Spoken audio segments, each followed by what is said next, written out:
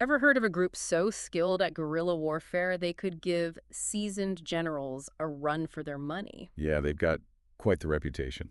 Well, today we're diving deep into the world of Hezbollah, a name that tends to spark a lot of debate, to say the least. Definitely a complex one. We're going way beyond the typical headlines, though, and really trying to understand the intricacies of this organization. Sounds fascinating. Where are we starting? We're digging into a report from the Henry Jackson Society. It's called Timeline of Terror, a concise history of Hezbollah atrocities. Timeline of Terror. I mean, that title alone tells you they're not exactly neutral observers. Exactly. And we always want to be upfront about where our information comes from. So for those who don't know, the Henry Jackson Society is a UK-based foreign policy think tank, and they're known for their pretty strong advocacy for democracy and human rights. It's important to keep that in mind as we unpack this report, because it definitely shapes how they view groups like Hezbollah. They're coming at this from a perspective that's very much focused on potential threats to democratic values. Which makes sense given their overall mission, but the world of geopolitics is rarely black and white, right? Absolutely not. There's so much nuance, so many layers to untangle. Exactly. So let's dive into some of those complexities surrounding Hezbollah. And to really grasp their significance, I think we need to rewind the clock back to 1982 when Israel launched Operation Peace for Galilee. Ah, yes. A pivotal moment in the region's history. That was a large-scale military operation into Lebanon, right? It was, and Israel had a number of objectives at the time. Like pushing back against Syrian influence in Lebanon. For one, Syria was a major player in Lebanese politics at the time. Right, they had a lot of sway. And of course, Israel also wanted to weaken the PLO's presence on their northern border. The PLO, or Palestinian Liberation Organization, had bases in Lebanon from which they could launch attacks into Israel. It was a constant point of tension. And ultimately, I think Israel hoped this operation would help foster a more, shall we say, Israel-friendly government in Lebanon. Ambitious, to say the least, attempting to reshape the entire regional power dynamic with one operation. It was a volatile time. The entire region was like a powder keg, and this operation just threw a match on it. And for Shia leaders in Lebanon, the question became, how do we respond to this foreign military intervention? This is an occupation. How do we resist? And that's where Hezbollah enters the picture, right? The name itself actually means Party of God, Yeah. and it was a direct response to this Israeli incursion. Exactly. They saw themselves as a resistance movement, fighting back against what they viewed as an oppressive force. So from the outset, their identity was deeply intertwined with this fight against Israel. Absolutely. But it wasn't just about pushing back against Israel. They drew a lot of inspiration from Ayatollah Khomeini and the Islamic Revolution that was unfolding in Iran. Right, Iran quickly became a major backer of Hezbollah, providing weapons, training, funding the whole 9 yards. Yes, and that relationship with Iran is absolutely crucial to understanding Hezbollah. It went beyond just shared religious ideals. It was about strategic alignment in a lot of ways. So how did Iran view Hezbollah? What was in it for them? Well, they saw them as a powerful proxy, a way to project their own influence in the region and push back against both Israel and the United States. A proxy, you say. For those of us who might not be fluent in geopolitics, what does that really mean in this context? Essentially, it means that Iran could exert influence, even take action in the region, without directly putting boots on the ground. They could support Hezbollah's operations, provide them with resources, and basically use them as a tool to further their own foreign policy goals. Ah, I see. So Iran saw them as a valuable ally in a very volatile region. Exactly. However, it's not like Iran and Hezbollah have always been on the exact same page. And then things get really interesting when you factor in Syria's role in all of this. Right, because Syria was also a supporter of Hezbollah early on, but they had their own complicated history with Iran, right? Oh, absolutely. Syria and Iran haven't always seen eye to eye, but for a time, their interests aligned in supporting Hezbollah as a way to counter, Israel and the U.S. Makes sense. A common enemy can make for strange bedfellows, as they say. Exactly. But here's where the plot thickens. Just a few years later, during the Lebanese Civil War, Syria and Hezbollah were actually at each other's throats. Wow. So talk about a tangled web of alliances. So with all of this going on, what were Hezbollah's actual goals? What were they fighting for in those early days? Well, the report lays out what it calls their three main objectives. All right, let's hear them. First, liberating Jerusalem, which of course holds immense religious significance for Muslims worldwide. Second, the dismantling of the State of Israel. And finally, establishing an Islamic government in Lebanon, modeled after Iran's system. And that last one is particularly interesting, right? Because Lebanon isn't Iran. We're talking about a country with a very diverse religious and cultural makeup. That's right. Lebanon has a significant Christian population, as well as various other Muslim sects. So this goal of an Iranian-style Islamic government, I mean, it raises a lot of questions about the future of that diversity. It highlights the potential for some pretty significant internal conflict. Definitely. It's like trying to fit a square peg in a round hole. You're bound to create some friction. But alongside these, let's call them grand ideological goals, the report also delves into the more concrete ways Hezbollah has exerted power over the years. And this is where things take a bit of a darker turn. Unfortunately, yes. Yeah. Because it's one thing to talk about political aspirations, but Hezbollah didn't shy away from violence, and they certainly didn't shy away from brutal tactics. Right, they were putting those tactics into practice. Yes, and the effects were devastating.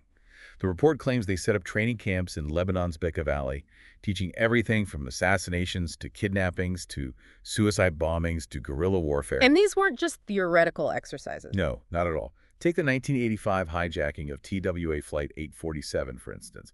I mean, that sent shockwaves around the world. Absolutely. Those images of hostages being held at gunpoint, it really brought the brutality of Hezbollah's tactics into sharp focus for a lot of people, particularly in the West. Right, it became a defining moment in how the world perceived the group. And it cemented their label as a terrorist organization in the eyes of many. A label, by the way, that the Henry Jackson Society does not shy away from using throughout this report. Interesting. But the report also highlights a bit of a shift in Hezbollah's strategy after the death of Ayatollah Khomeini in 1989, and then again after the fall of the Soviet Union. It was almost like they realized that being solely known for their military wing and those brutal tactics wasn't going to be enough to achieve all of their goals. They needed a new approach. Okay, so what did they do? Did they just abandon their hardline ideology? Not completely.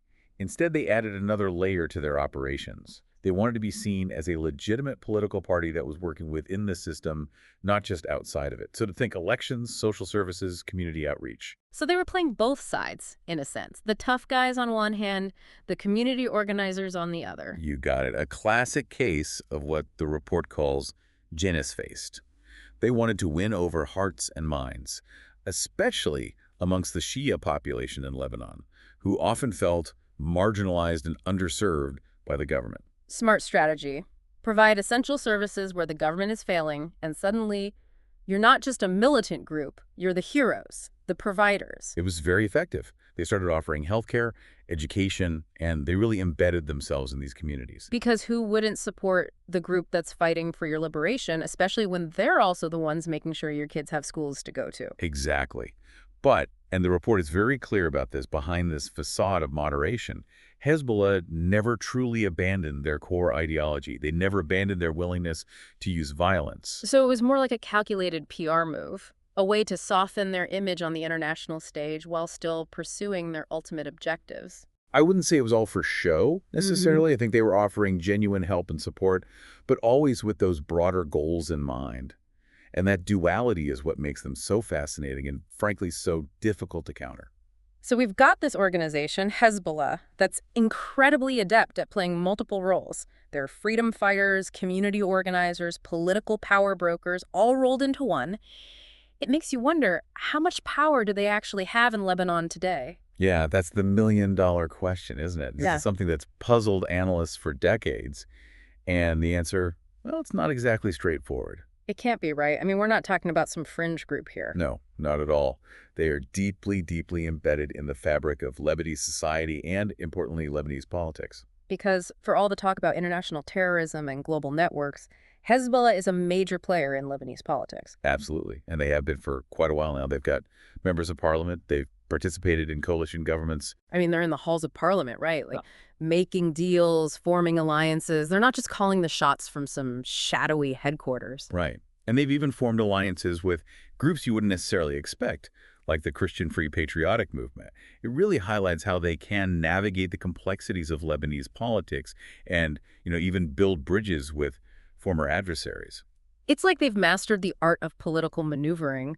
But how do they do it? How does a group with Hezbollah's history, with their ideology, how do they maintain this level of influence in a country as diverse as Lebanon. I think it goes back to what we were talking about earlier, about their strategy of providing these essential services. Yeah. When you're the one filling the void where the government is failing, well, you earn a certain level of legitimacy, of loyalty, even from the people you're serving. It's that mix of pragmatism and ideology again. They're providing for people's basic needs while also, having these much broader, more ambitious political goals.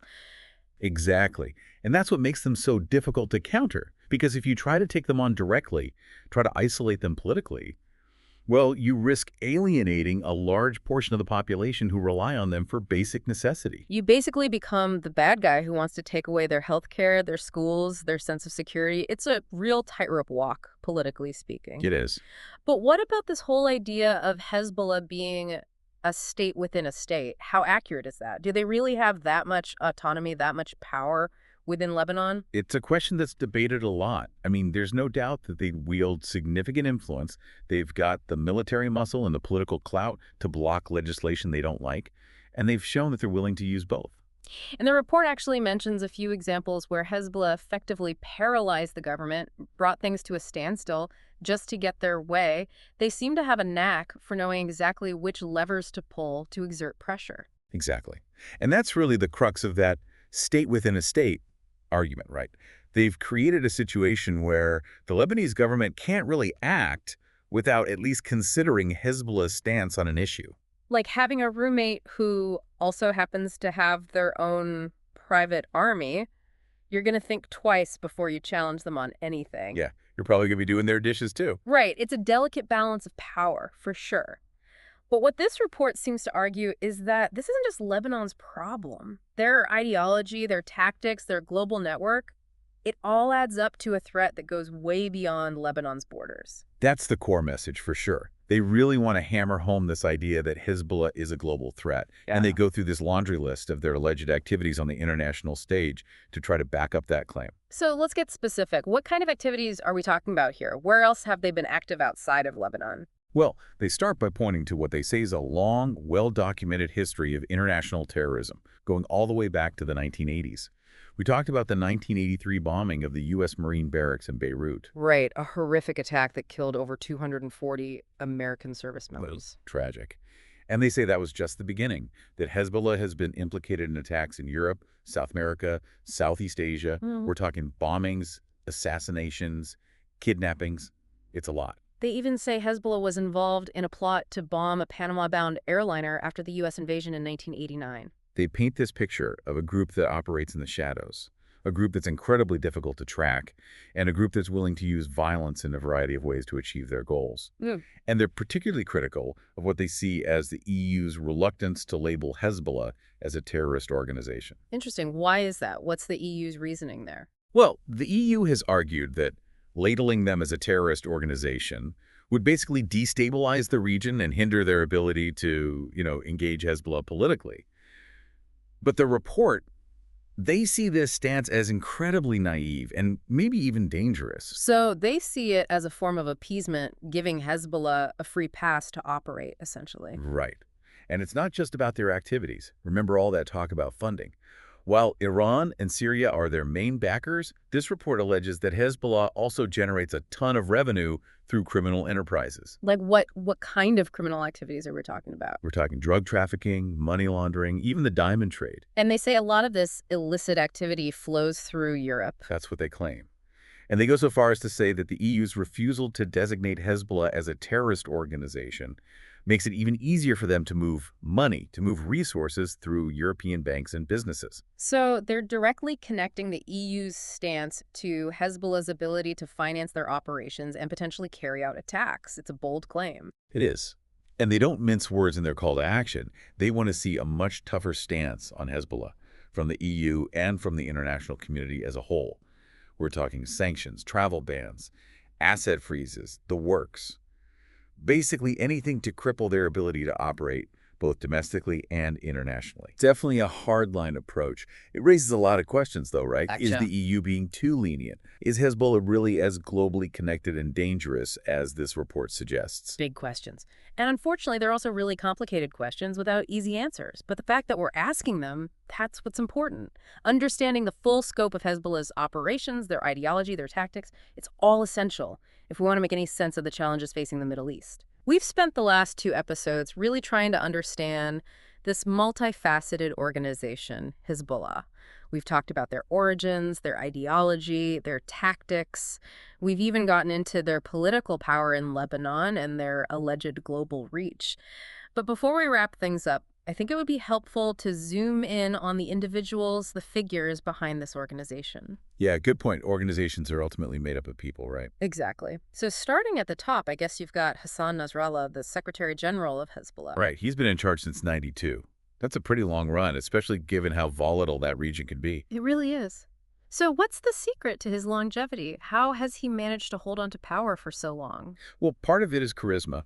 He's seen by many as a strong leader, someone who isn't afraid to stand up to the West. Right. And he's got this air's mystique about him. He's very secretive, rarely appears in public. I imagine that makes him a pretty difficult target if you're his enemy. Exactly. He's considered a high-value target by both Israel and the United States, so, security is paramount. But even with Nasrallah at the helm, he can't be everywhere at once. So who are some of the other key figures in Hezbollah? The report names a few. One is Naim Qassem. He's the Deputy Secretary General and considered to be a very close confidant of Nasrallah, often described as the organization's political brain. So if Nasrallah is the charismatic leader, rallying the troops, so to speak, Qassem is the strategist, planning their next move. Yeah, that's a good way to put it. He's got this deep understanding of Lebanese politics and a real talent for, forging alliances, building coalitions. Interesting. And what about their military operations? Who's calling the shots on that front? Well, that would be Mohammad Katharani. He's been a key figure in coordinating Hezbollah's involvement in the Syrian civil war, Which has obviously given them quite a lot of battlefield experience. and probably earned them a few more enemies along the way. But that's the name of the game in that part of the world, isn't it? Right. Alliances can shift pretty quickly, and enemies can pop up when you least expect them. Speaking of shifting alliances, the report also mentions this rivalry between Hezbollah and the Amal movement, another Shia group in Lebanon, right? That's right. They're another major player within the Shia community. So why is this rivalry significant? It's significant because it highlights the fact that Hezbollah doesn't have a monopoly on Shia support in Lebanon.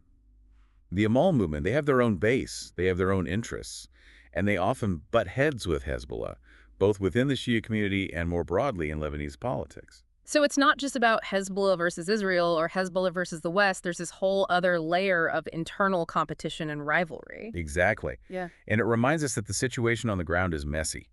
There's no easy way to neatly categorize all the players or predict how things will unfold. And it makes you wonder, what does the future hold for Hezbollah? That's the million-dollar question, isn't it? It's impossible to say for sure.